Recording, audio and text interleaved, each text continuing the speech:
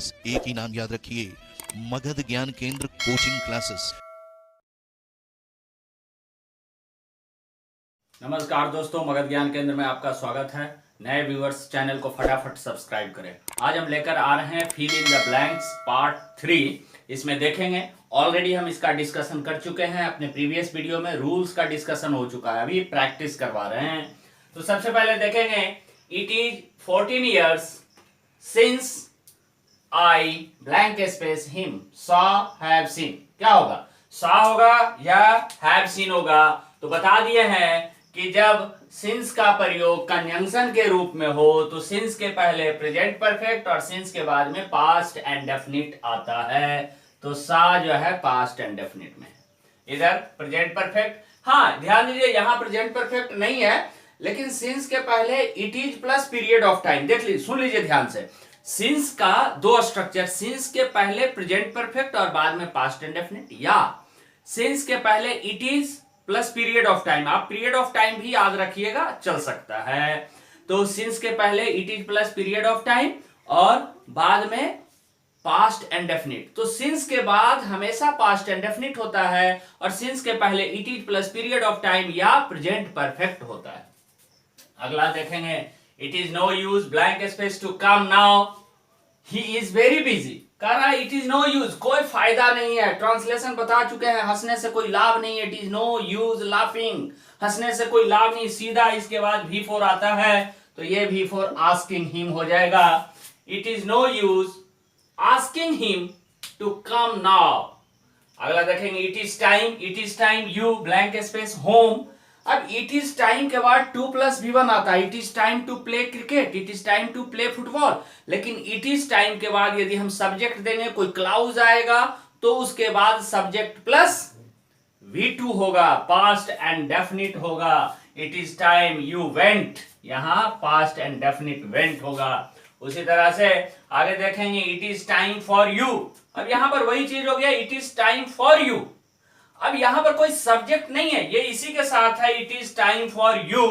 तो यहां पर टू गो हो जाएगा infinitive. It is time for you to go home, तुम्हारे लिए समय है कि घर जाओ। कमल वॉक्स एज इफ और एज दो बता चुके हैं।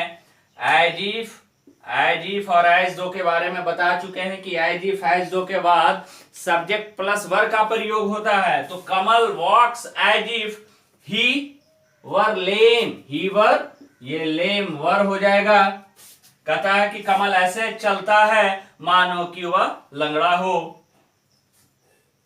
आगे देखेंगे, इफ आई, अब यही चीज है, इफ आई कल्पना वाले में, if I blank space you I would not stand this humiliation.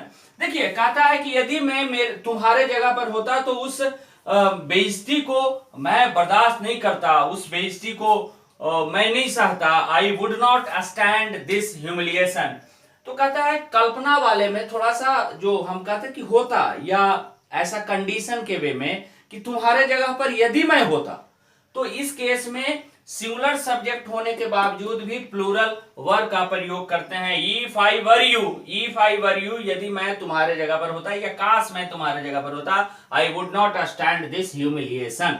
तो यहां पर वर का प्रयोग आपके लिए होगा। यहां पर देखिए, उसी तरह से ये सब्जेक्ट के पहले ब्लैंक स्पेस है और कल्पना के रूप में है कि आई इन योर प्लेस, काश मैं तुम्हारे जगह पर, तुम्हारे स्थान पर होता। आई वुड कीप क्वाइट, तो मैं चुपचाप रहता। I would keep quiet. तो इस केस में भी वर का प्रयोग यहां हम करेंगे, वर आई इन योर प्लेस, जो कि आपके ऑप्शन में यहां पर है वर का प्रयोग। This is the road to blank space, this is the road, यही वो सड़क है जाने के लिए। तो यह वही सड़क है जाने के लिए। This is the road to go. अब देखिए, थ्रू का प्रयोग होता है होल के लिए, किसी होल से देखने के लिए हम थ्रू का प्रयोग करते हैं। उसके बाद है टू किसी स्थान तक पहुंचने के लिए, जैसे ही वेंट टू पटना, टू के बाद प्लेस आएगा। वाई विद जो होता है अटैचमेंट के लिए, कलम से लिखते हैं तो विद अ पेन।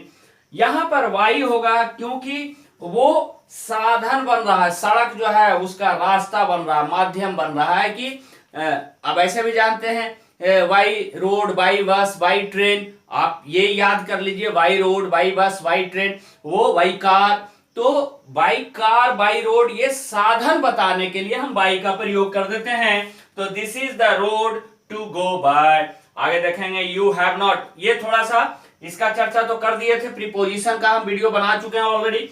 तो ये 9 number, you have not deposited the assignment, कहता है कि you have not deposited the assignment, कि तुम अपना असाइनमेंट अभी तक नहीं जमा कराए हो। तो सिंस का प्रयोग लास्ट में तब करते हैं जब तब से के अर्थ में होता है।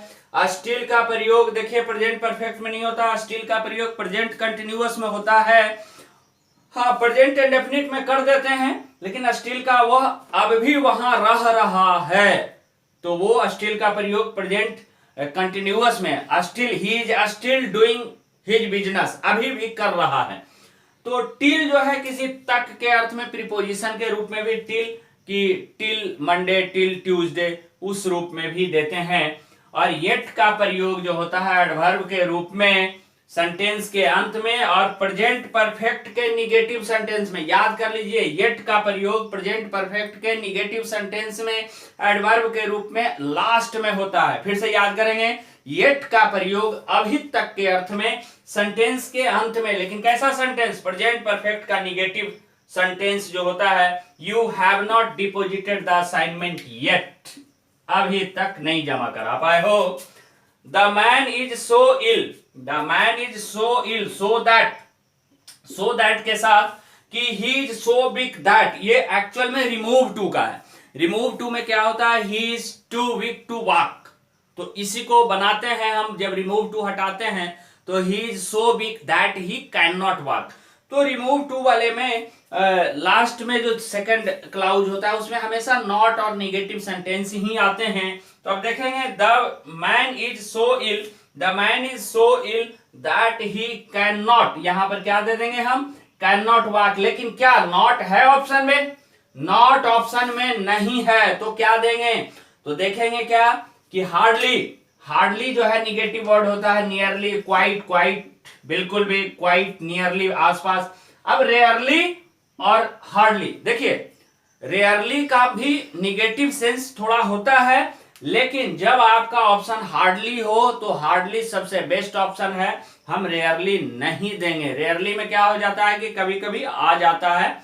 और दूसरा चीज, जो पहले ऑप्शन है उसका प्रयोग हम करेंगे, तो यहां पर हम हार्डली का प्रयोग करेंगे। ये सीबीआई में क्वेश्चन ये पूछा हुआ है, तो यहां पर हम हार्डली का प्रयोग करेंगे। The man is so ill that he can hardly walk, तो हार्डली स्कार्सली के साथ नॉट का प्रयोग नहीं किया जाता है।